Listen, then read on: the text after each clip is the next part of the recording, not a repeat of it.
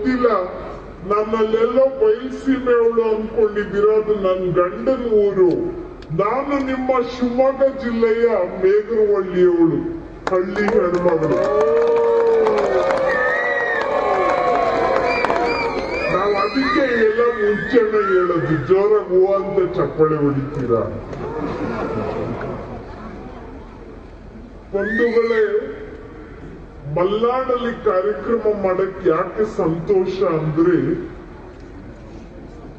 ತುಂಬಾ ಸೀದಾ ಸಾದ ಮನಸ್ಸಿನ ಜನ ಇಲ್ಲಿ, ಯಾವ ಕೃತಕತೆ ಇರೋದಿಲ್ಲ. ನಾ ಬಂದ ತಕ್ಷಣ ಗಮನಿಸಿದ್ದು, ತುಂಬಾ ಅರ್ಥಪೂರ್ಣವಾದಂತಹ ವೇದಿಕೆಯಲ್ಲಿ ನೀವು ಮಾಡಿದಂತಹ ಸನ್ಮಾನಗಳು ಮತ್ತು ಭಾಷಣಗಳು. ಪ್ರತಿಯೊಬ್ಬರು ಅವರ ಭಾಷಣದಲ್ಲಿ ಸುಧಾ ಬರ್ಗೂರ್ ಅವರ ನಗೆ ಹಬ್ಬಕ್ಕೆ ನಾವು ವೇದಿಕೆ ಬಿಟ್ಕೊಡ್ತೀವಿ ಅನ್ನೋ ಕಾಳಜಿ ಇತ್ತು. ನಿಜವಾಗಿ ಕನ್ನಡದ ತೇರನ್ನ ಎಳಿತಿರೋ ಜನ ನೀವು ಸಾಹಿತಿಗಳು.